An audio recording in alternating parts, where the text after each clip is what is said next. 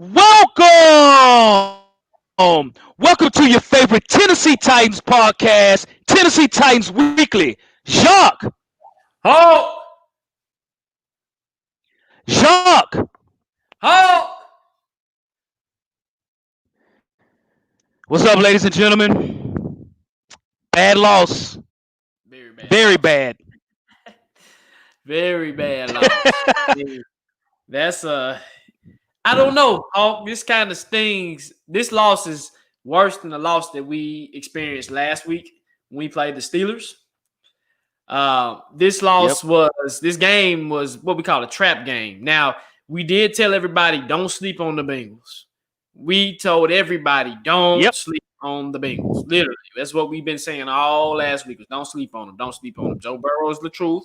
They have receivers, and we experienced it. And our secondary and our defense is not it, man. It's not it. Nope. It's not at all. And then when you look at it, man, I know a lot of folks out there watching the game was thinking, man, Derrick Henry's running all the way he wants, right? I mean, he had over 100 yards, 112 yards rushing, right? Deontay Foreman had a heck of a game. Jeremy McNichols had a game. So, offensively, I felt that they couldn't stop us, but the problem was they had the ball all game, and our defense couldn't stop them. And Joe Burrow and the offense played a very smart game. He spread the ball, pretty much to all the receivers with Boyd, which we advised to be careful of. T. Higgins had a heck of a game. Tate had a great game. And again, defensively, we struggled, and we've been struggling. So, yes, it's a trap game, but it's a worry game, too. We're worried. We're worried. As we've been saying, Jacques, before the season even started, we needed a what, Jacques? We need a D coordinator. Defensive coordinator, bro. Hey, we've been preaching that. I don't know how we can say it. We can say it in Spanish. We can say it in French. We can say it in Polish. We need a defensive coordinator bad, literally. I mean, we can get no pass rush on a Cincinnati's Bengal line that was pieced together by tape, literally. I mean, they had Quentin Spain, the old Titan on the offensive line, brawling Clowney and Landry and Simmons down. So, man, this game was really telling. This game unraveled a lot of things that there's been disguised throughout the whole season. I mean, think about it. The season we've been very fortunate throughout the whole season to come out and escape these games by the chin. You know what I mean? By the cuff, literally. We field goal here, field goal here. Only dominant game we had was against the Bills, and that was a little weird. Like, how did we coming off of C-19 and we dominated the Bills, but we couldn't get to the Texans and so on and so on. So we ran out of magic, and it's the second week in a row. And you would think this is the game where you get your stuff together because the here on out, the stretch of games for the Titans, it's going to be tough, man. This is going to be a challenge. This is where the offense is going to really have to show their what they really got. If they're really truly a Super Bowl offense, we'll see. But we know the defense is not it, man. And it's a huge concern of the fans, Titans fans. But, I mean, Vrabel seems to not be concerned. So, yeah. And then, when you look at Cincinnati they've been in games every game except for the Ravens game. They've been in every game. They've been leading the games in the fourth quarter. So, 1-5 is very deceptive in a way. I still think we're more talented. I think we have more talent. But, they coached very well. Our special teams stunk, and our defense stunk. We're paying $30 million for two pass rushers who have no sacks, and that's huge.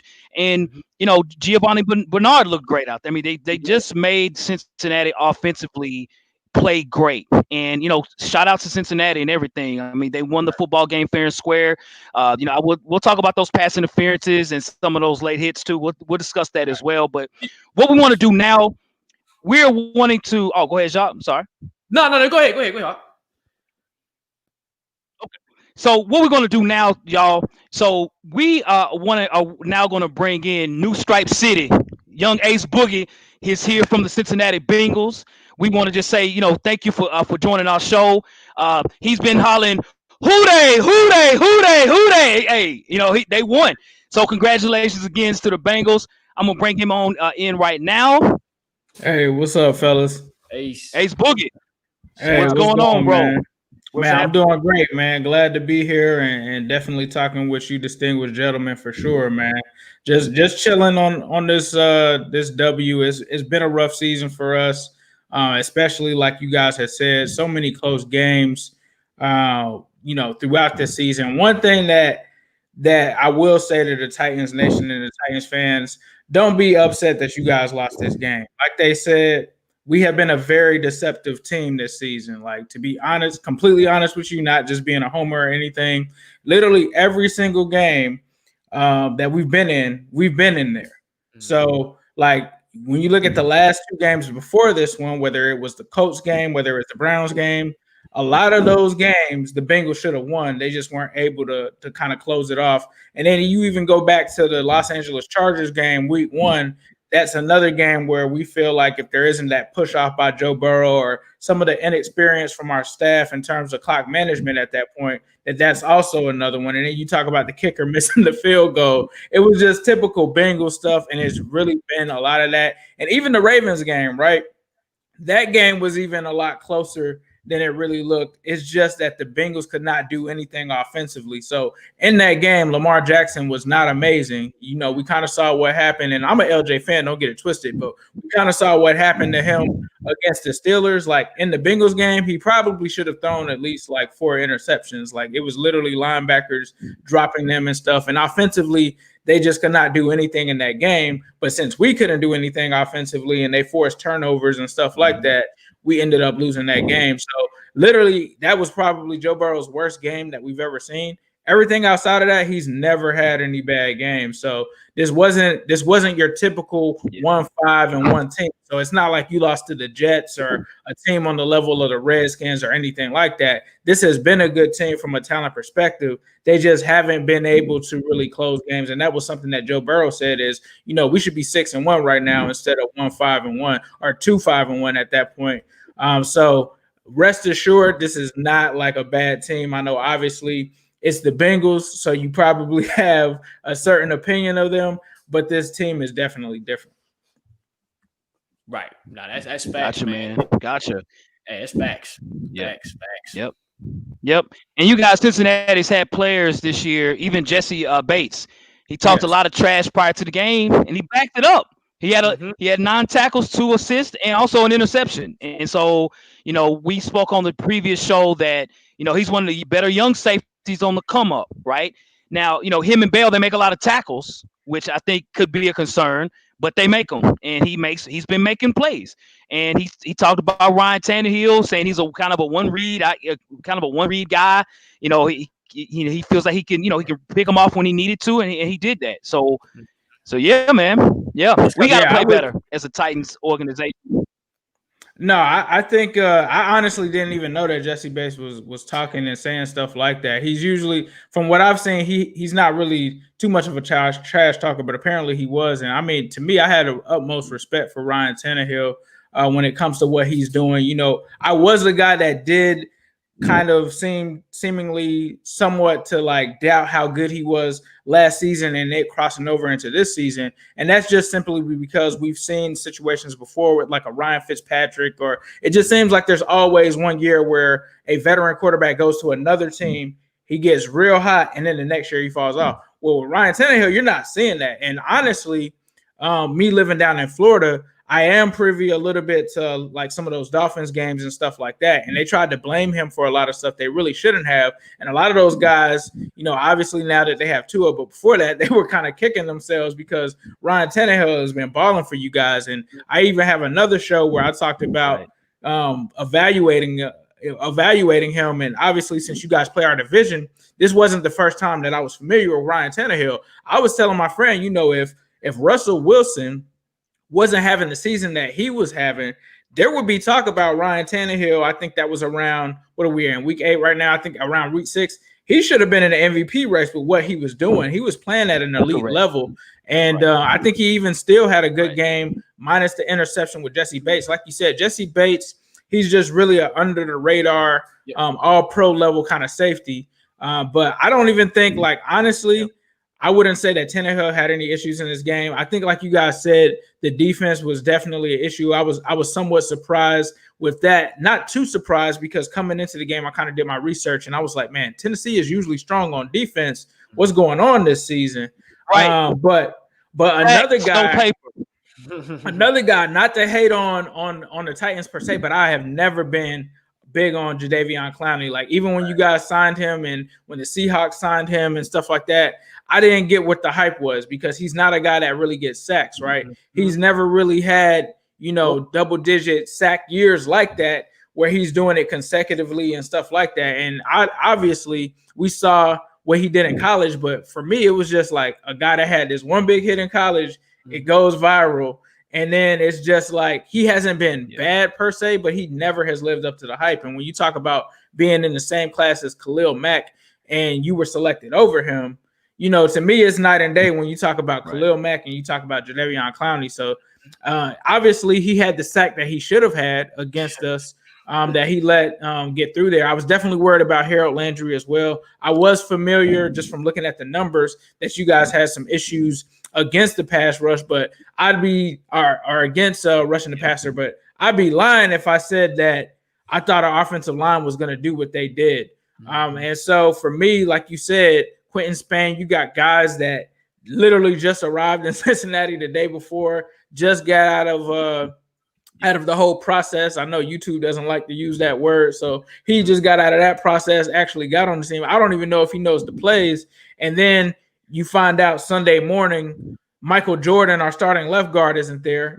Three offensive linemen get hurt in the game prior to that in Cleveland. And I'm just like, man, I had to say a prayer for Joe Burrow before that game because I was just like, man, he's already been hit 28 times this season. Right. Don't let this be something else. But I think that I have to attribute some of it to, and I don't know, right? It's hard to say because when we went against Jacksonville, they also didn't have a good pass rush, right? And our offensive line is not good. And that's probably being nice to say that. And in that game, they didn't get to us. And some of our fans, we kind of got a false confidence and we're like, oh, maybe this line isn't that bad. And then we played the Ravens and then they just murdered us in terms of blitzing every play and stuff like that. But that was surprising.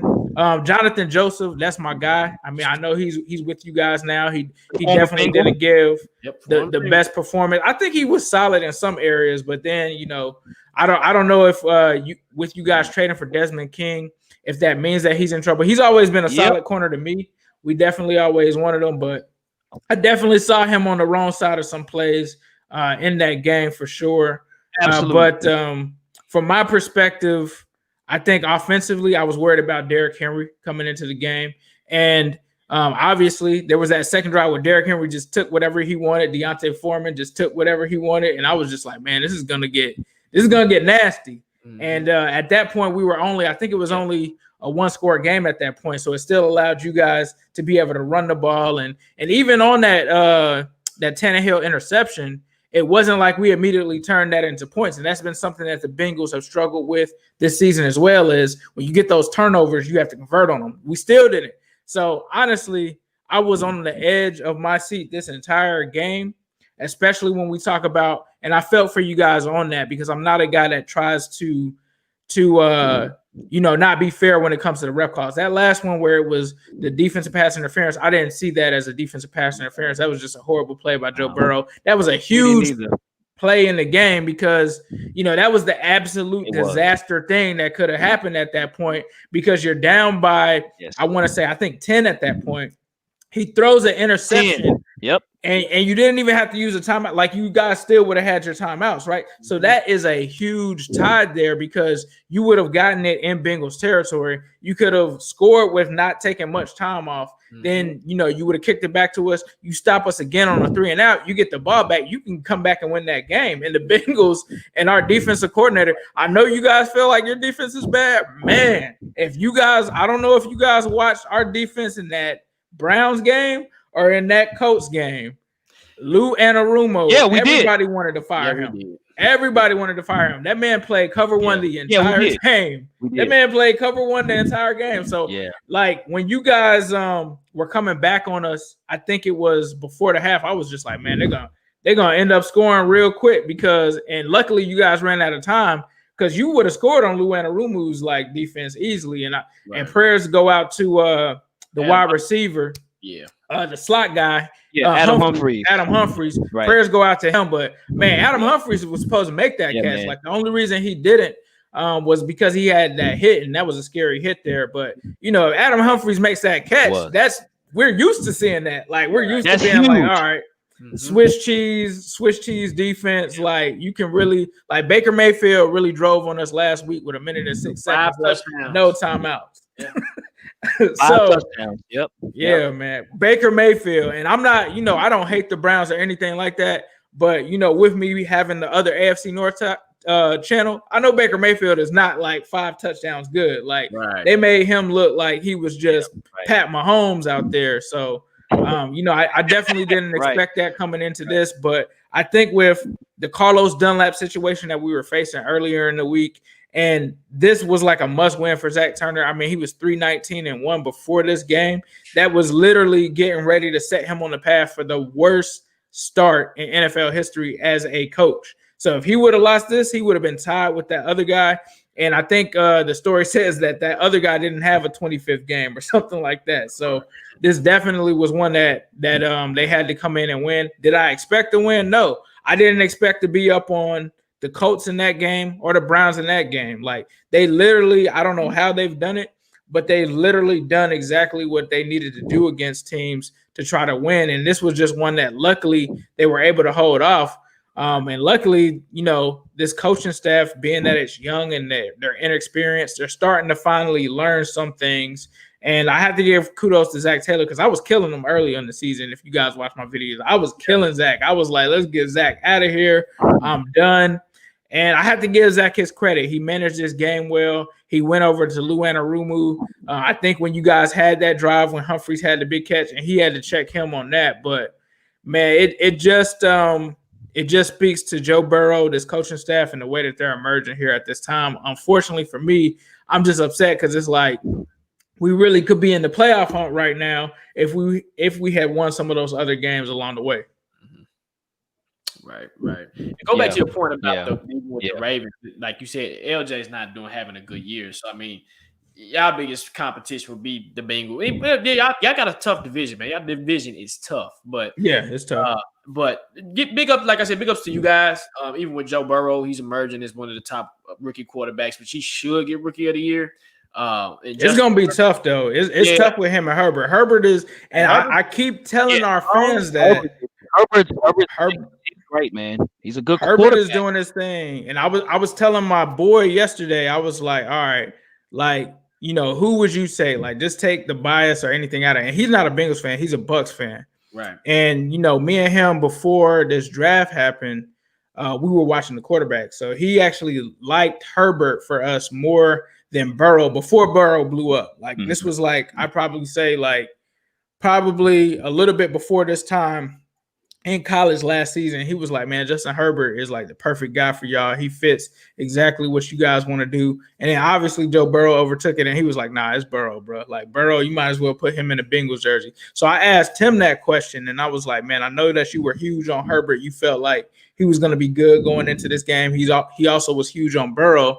And I was like, man, who do you get a Rookie of the Year to right now? Because I told one of my boys that I do the podcast with, Zim, I was like, I know you love Burrow and everything, but I was like, Herbert is doing his thing because I kind of doubted Herbert because I didn't like his decision making in college. I felt like that led to a lot of turnovers. Right. So I was like, if he gets to the league and starts to do that, people are going to pick up on that. He hasn't done that at all. Like I've probably seen him have like maybe a game with maybe one interception. Everything else has been on point. So I think you make a good point. I don't think it's definitively Joe Burrow right now because one thing I said to him was, you know, Joe had that bad game against the Ravens. I can't say that Herbert has had a game that bad. And I think that that's currently what separates them. But then you got Joe doing historic things with the 300. It's going to be a tough one, bro. Yep. It's going to be a tough one. And now you got Tua jumping in the race, which is hard for him because he's only going to have a small sample size of maybe, you know, 8 games. So, yeah, it's a tough one. Right. Well, the one thing that we saw from Joe Burrow, you know, with us, when you look at the time of possession, Cincinnati had the ball for 35 minutes. We had the ball for 24 minutes, and so I think that's where the success happened for Burrow and the offense of the Bengals.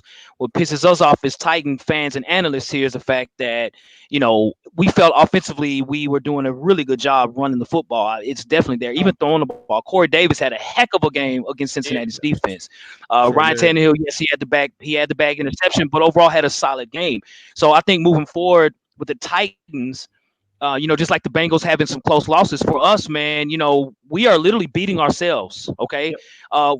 When you look at it defensively, we have 7 of our 11 starters are first round picks. Then we just now picked this guy, Desmond King, right? Desmond King is now a part of our organization. So welcome, Desmond King, if you're watching the show. Welcome to the Titans. So we have talent. Like say where Cincinnati might be overperforming in some cases on defense. We have Vic Beasley. We're underperforming drastically. So right now, man, we're very worried upon our defense. We don't have a defensive coordinator, and I know a lot of teams will talk about their offense and defense sucks too. That's just how it is. Period.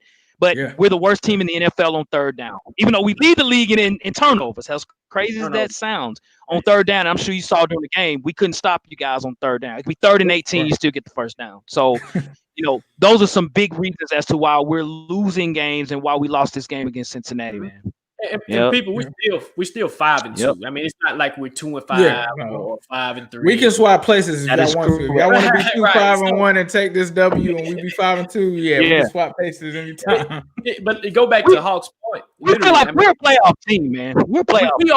We are. It's just a concern, like you said. We're homers, but we see it what it is. And when I hear Mike Vrabel say, "Well, there's really nothing wrong with our defense, and we are doing a great job," no, you need to take accountability, man. Accountability.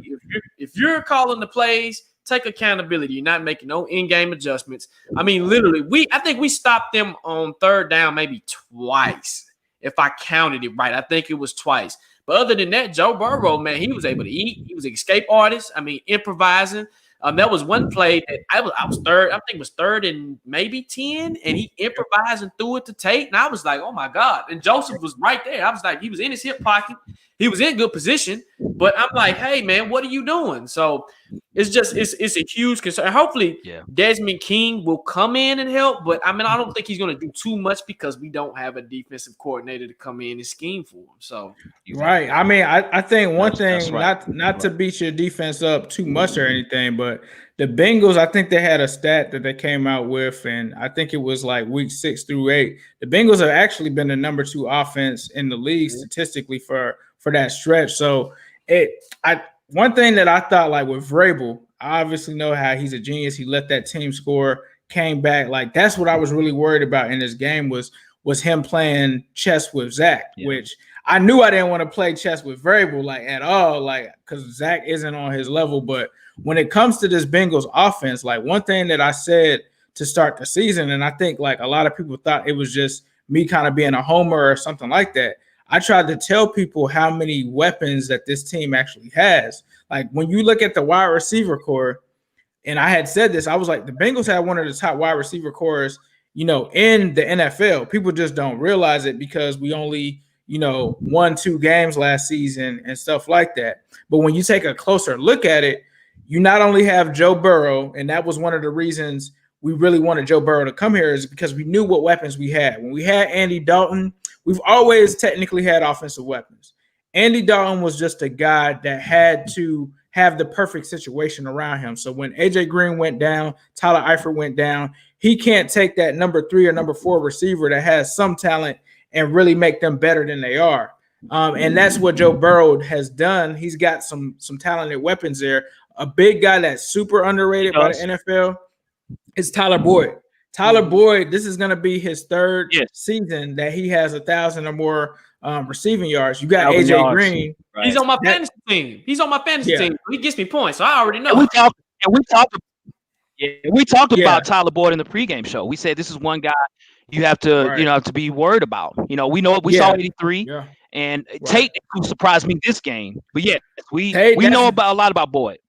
Tate, that's not a surprise for any Bengals fans. Like, we've been mad that they haven't played Tate a lot more.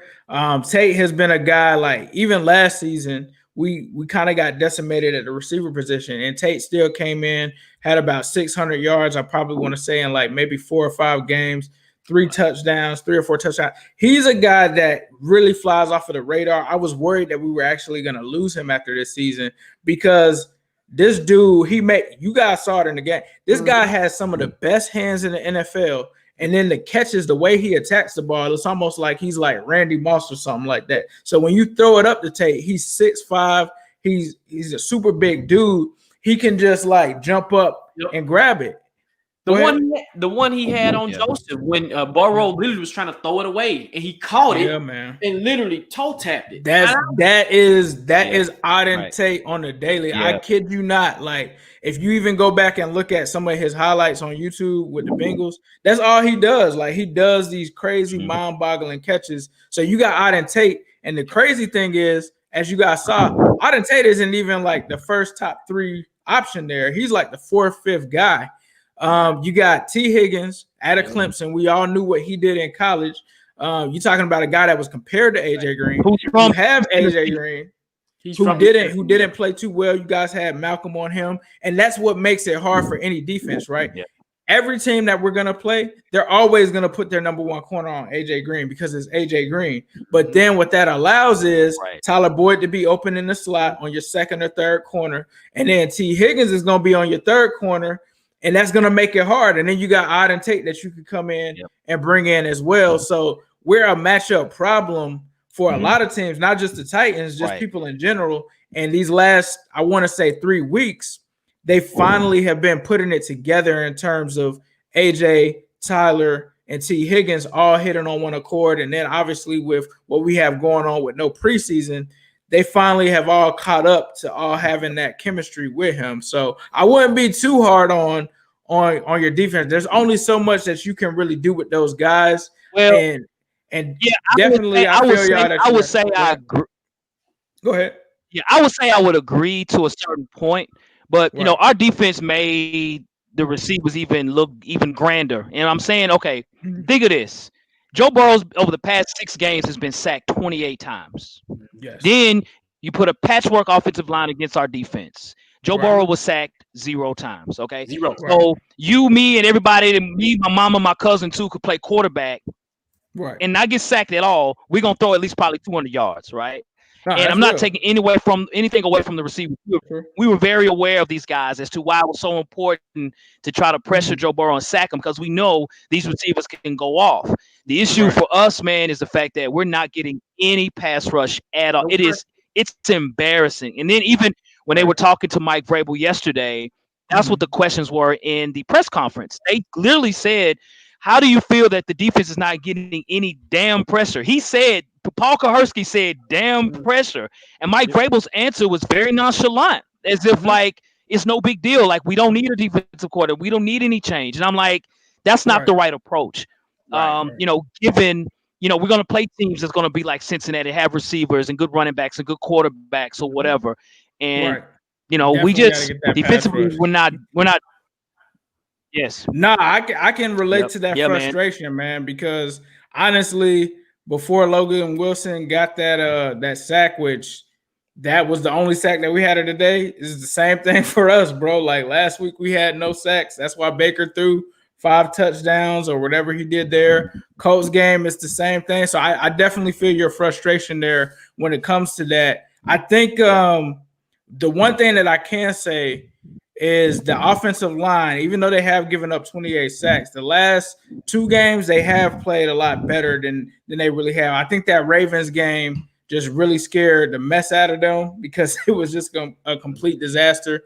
The offensive line has played better, at least in the last 2 games. I mean, they really only have given up 2 sacks, I think, to Myles Garrett, which Myles Garrett is from another planet. I don't even know where that dude is from. But the other thing I will say that Joe Burrow did in this game was some of those sacks have actually been on Joe Burrow, right? Like how you guys saw him move in the pocket, that was a drastic improvement from games before that. He had never done it. We had a chance to sack him. We made Joe Burrow physically look like Ben Roethlisberger. Yep. Right. We He had is had kind of 4 or fast 5 though. times we had He is Burrow kind of in our fast hands. though. Hey, we had In our hands. hands. Well, Yeah, yeah, that is true. Yeah. we had hands on him. And Right. he broke loose. I'm like, whoa, is that Derrick Henry wearing a Cincinnati number 9 jersey? What is this? That's what I was thinking. You know what I mean? Like, Right. that's Nah, I crazy, feel you. right? And we Yeah, were I feel there, you. clowning out there once or twice. You know, and it's like Yeah.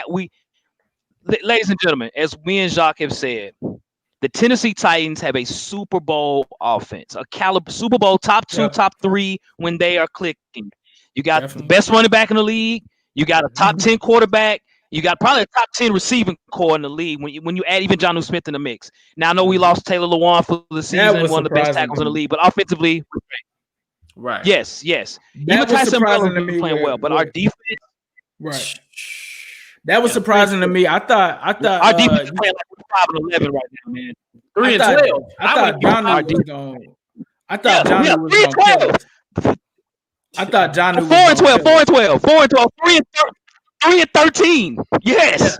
Literally, I mean, and John knew. I think John knew. You could tell he was injured with his ankle. Okay, thanks for clearing that up because I thought he was gonna tear us up in this game. That was the guy that I was worried about, and then I didn't see you guys start going to him into the second half and the first, and I was like, man, why aren't they going to Jonnu? Because we got killed as you saw in that Browns game, and literally for the last couple of years, any athletic tight end, they're gonna kill our defense for sure. But trust me, this defense in Cincinnati is just as bad as y'all, man. It's tough. Honestly, I think it just comes down to we're seeing a lot of scoring that we haven't seen in previous years, just in the NFL in general. And I think that is due to the circumstances that we're in, the lack of the preseason. But like you guys said, you got to be able to stop someone. If it's that the Titans have to make a move for an edge rusher or something like that, maybe that's the answer there. But I think you guys got some potential there. But I think, like you said, you are underperforming based on the talent that you should have in that room for sure. Right. Definitely. Yep, that's right. So Jacques, Jacques, what would you say was the main reason we lost this game to the Cincinnati Bengals, man? Defense. Defense. Now, it was collective, man. It was a collective. When you don't click on all 3 cylinders, I mean, you got to win by offense, special teams, defense. And we see what happened on special teams. I mean, literally, what's his name? Ace. Brandon Wilson. Wilson. Yeah. Literally. I mean, when that's what a concern with me and Hawk was, we said special teams hasn't been clicking for the past 2 weeks. Literally, they was off doing Pittsburgh. Literally doing this game. So what happens is we already know Gostkowski is not kicking to his caliber. So we can throw that out the window. Then you turn around and you've allowed the returners to get space, and that's another thing. If you ever return kicks, you got to keep your angles. If you don't keep your angles and you get a bad angle, it's a wrap. They're coming through. And luckily, I think it was our punter who literally got hurt making a tackle, making a play, and he hurt his wrist, so he's out for a couple of weeks. Offensively, I felt that Arthur Smith play calling was a little I mean, if we knew our run game was literally there, I mean, we had a 3-headed monster. Yeah. He didn't have to throw. I mean, Tannehill threw. He was 18 for 30. Threw 30 times. Tannehill doesn't do well when he has to throw over 30 times, literally. Let him play his game. So Henry was getting a little frustrated because Henry knew, hey, I've got the ball. Let me do my thing. And, of course, time of possession. Bengals figured it out. They said, hey, keep him off the field.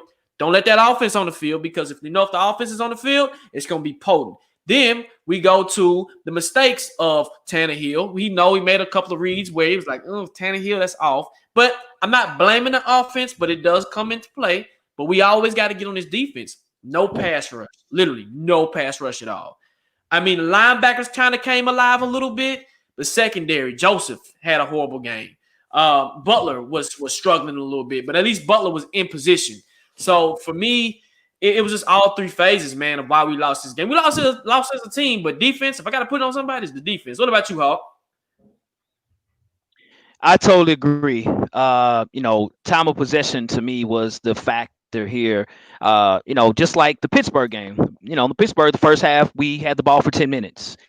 We have an offense that can score points, ladies and gentlemen. Before this game, we were number 2 in the league in points per game. Okay, we're putting up 30 points, no question about it. all we need is an opportunity. But our defense right now is not allowing that to happen. Again, we're the worst team in the NFL on third down. Where's Vic Beasley? Where's Jadeveon Clowney? Where are these guys? Where's Kevin Byard? Right? Where's Rashawn Evans? Right? I'm talking about guys that, guys that played last year for us that made plays are not doing that right now. And again, Kevin Byard is completely frustrated. He said after the game, that they're missing direction. Okay, what does that mean in layman's terms?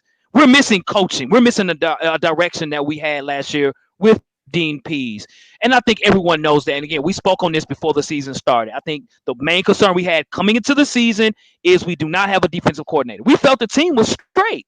We weren't like we got so many holes at running back and receiver. We didn't feel that way at all. I think the only two concerns we had was that we drafted an offensive lineman in the first round and we don't have a defensive coordinator. And that's boding well in both categories here, right?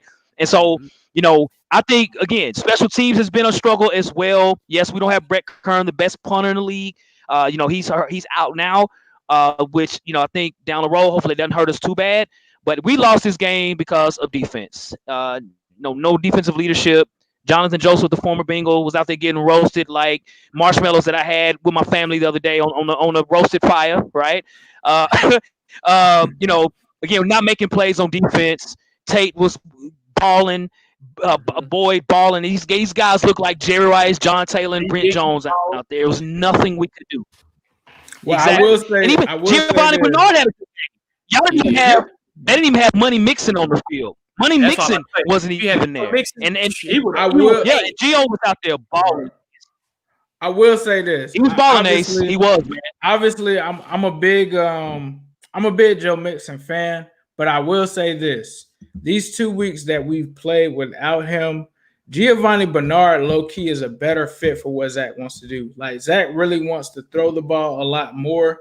Obviously, we did run with Gio here and there, but Gio is a much better pass blocker than Joe Mixon. So it causes Joe Mixon to have to come off the field. And I think these last 2 games have taught us that from a Bengal standpoint, Gio is actually the better option, especially with the offensive line being so weak and the Ravens with them sending that blitz. It's caused us to adjust that and try to run screens and stuff like you guys probably saw us run with Gio.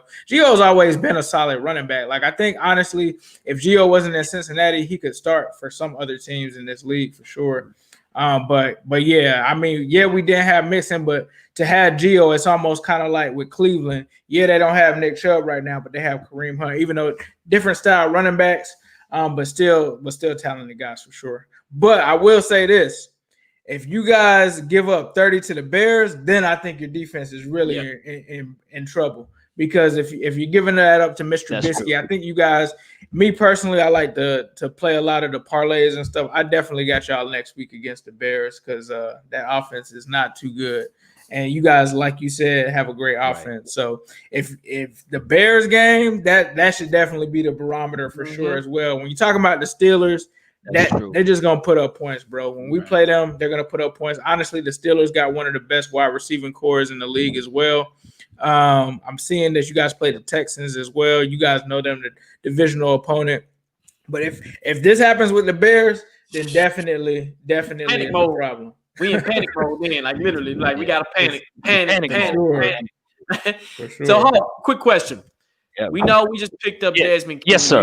You know I was a Desmond King fan coming out of college when he played at Iowa. Yes, definitely a 4-year starter at Iowa. Desmond, yes. I mean, he was a beast, man. I was lobbying for him when we had the draft in 2017. First of all, when is he going to contribute? How is he going to contribute? And will he make an impact? So I think he has no choice but to contribute as soon as he gets off the airplane from Los Angeles to Nashville. As soon as he walks into the stadium, he's in practice. He's out there immediately, right? I think some players might need to take a seat or step aside. I mean, in Kareem or Jonathan Joseph, those guys need to kind of step aside for the moment and put some new blood out onto the field. Ace Boogie, I know he knows about Jonathan Joseph. He played for the Bengals. He did pretty well with the Bengals as well, too. I mean, what Jonathan Joseph did, I'm sorry. But Jonathan Joseph now is on the downside of his career. So Jonathan Joseph is almost 40 years old playing corner, right? So we have to look at that and say, maybe you play nickel, you go run on special teams and go make a tackle. But for right now, right. So Exactly. So I think Desmond King won't have a choice. As soon as he comes onto the airplane, he'll be here from LAX to BNA. He'll be here ready to play. Will he make an impact? I think so. I think anyone can make an impact right now the way that we're playing on defense. Again, we can put Ace Boogie at safety. You a corner, Jacques. I can play the other corner, man. We would do better right now the way that they're playing. So I think, again, what people might not realize, Desmond King, since he's been in the NFL, has been one of the best cover corners in the league statistically. And we don't really hear a lot about that. He's a former fifth-round pick who's overperformed his draft status, okay? So we really got a steal here, if you ask me. But as you stated, Jacques, and even you, Ace Boogie, as well, man, you can have players all day, but you got to have coaching too. And that's what we still lack, okay? And so, you can, you got to have coaching. And so until I see that change, then I'm more of a believer. But yes, I think Desmond King will be an impact. What about for you, sir?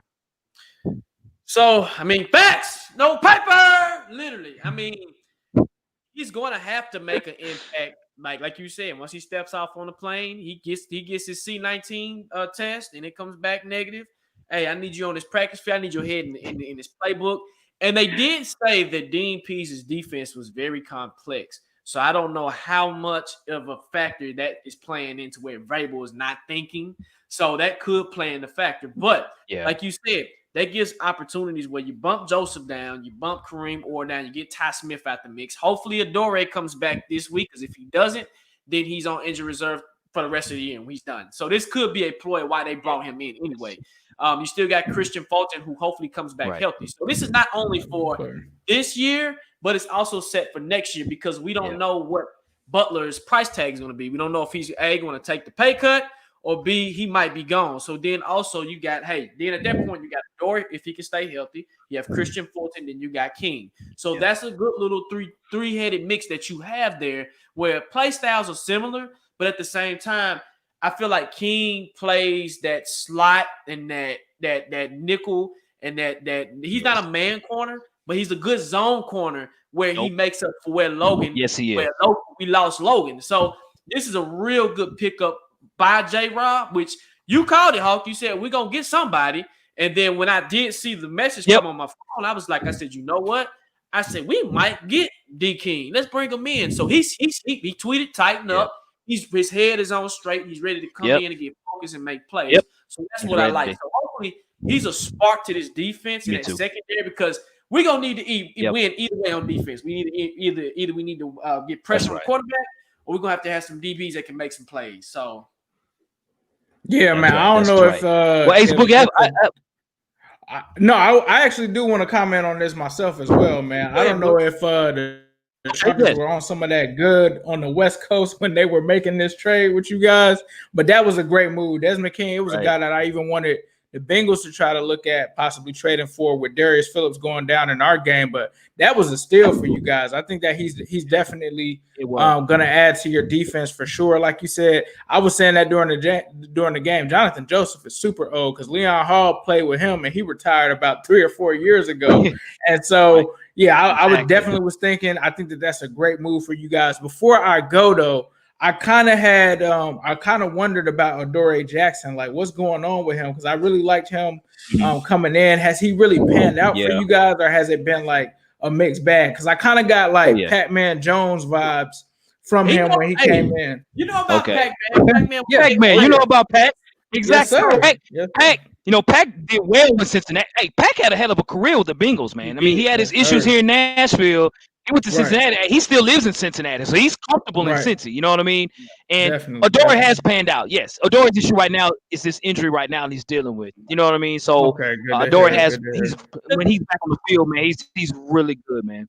To answer your question, also to add to that, Ace, Adore doesn't get the respect because he doesn't have the interceptions, right? Okay. If you go look at his PB, his pass breakups is amazing. I mean, he's a great tackler. Literally in space, he has that makeup speed. That's why we missing him so much. We don't know. What that saying is, you don't miss it till it's really gone. And literally, that's what we're missing right now is Adore and his speed. I mean, his speed is what really gets him. And that's right. People got to remember, him coming out of USC, he was an athlete. He wasn't a pure corner. He was an athlete. He got drafted, and then he had to come in and learn the game. So I feel like now the game is slowed down. Now he's entering his 5th year, and now he's a cornerback, but just the injury, and I think it's more serious than what they're saying.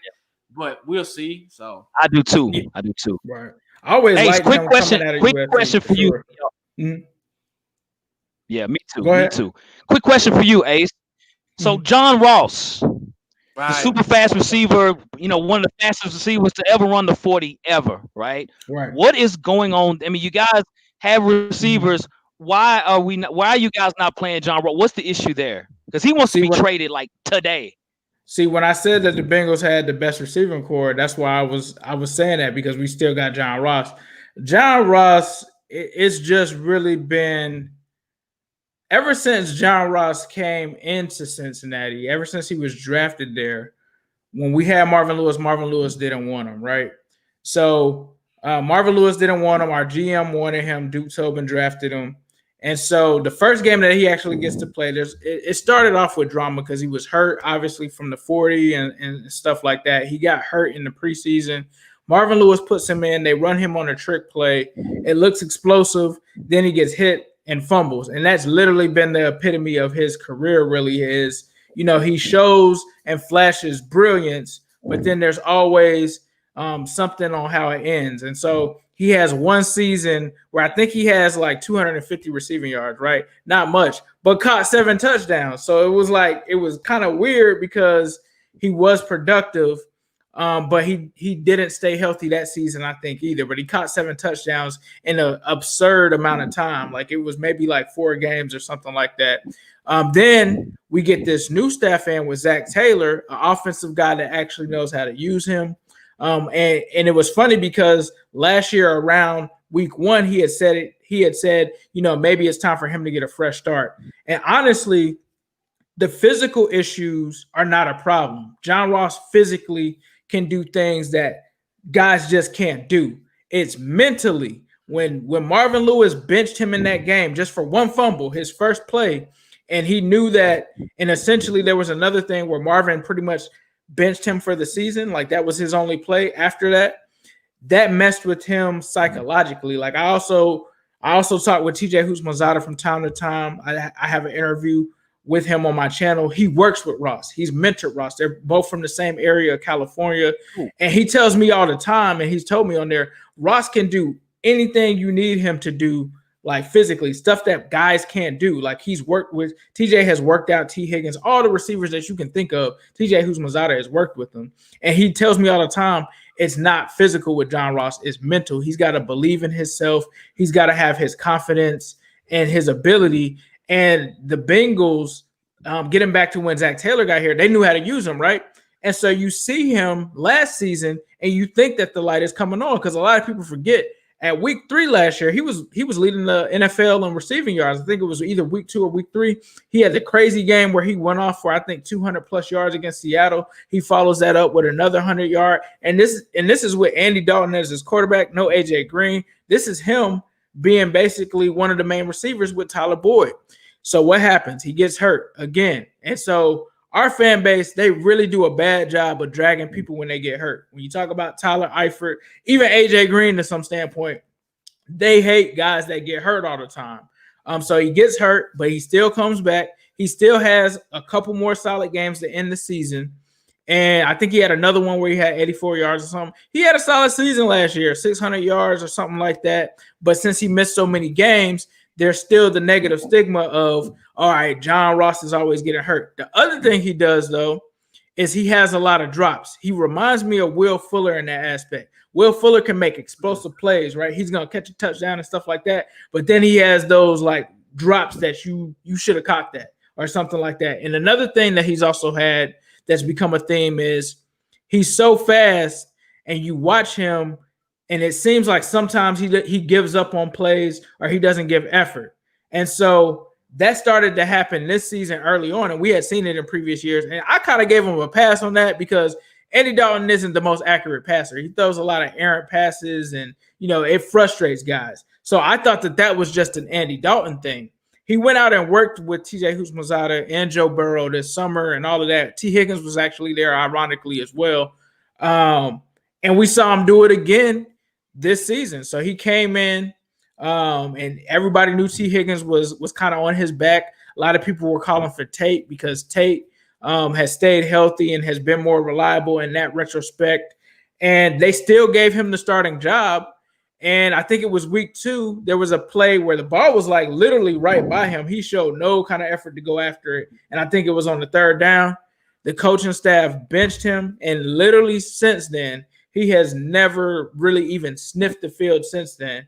And, talking to some people behind the scenes, I was told that John Ross will never be active for the Bengals unless there's an injury. That was the only time he was active, was when Auden Tate was hurt. But the key of the thing is this. The reason that it's so frustrating for me is I think that the Bengals, I'm not going to put it all on John Ross. I think that this staff and this treatment that he's been through with him being fragile mentally has not put him in a great situation, right? It's basically like, we don't depend on you. We can't trust you and this and that. So he just needs to go to a different situation. And I'm telling, like, it's going to be a lot of Bengals fans that hate on him and all of that. But there's people that are of Bengals Nation that know what he's capable of. Mm-hmm. So, like, he's going to go to another team and he's going to take off. Like, he's going to go to the right situation and he's going to take off. But the thing that's just mind-boggling to me right now as an organization, if you have these guys that don't want to be here, if you don't want to play them, which I understand and I kind of get flack for siding with the players, but if you got a player that's good, we know what his ability is. He's shown it. He's literally had a game where he had 200 yards in that game. We know that he's got talent. Why are you keeping him on the team instead of letting him go somewhere else? Like, teams are calling the trade for John Ross. The Bengals are not accepting it. And we've always had a bad reputation when it comes to that, because what they like to do is they like to get these compensatory draft picks once these guys go off and sign with other teams, and they can get like a 3rd round pick versus, okay, I'll trade you John Ross for a 6th round pick. And then it's stupid because if you're going to trade a guy, you have to actually play them, right? You have to put something on film for people to be incentivized, or else they're going to be like, I haven't seen this dude play since last season. I'm not giving you more than a 6th or 7th round pick. So from that perspective, it's somewhat dysfunctional the way Cincinnati does things.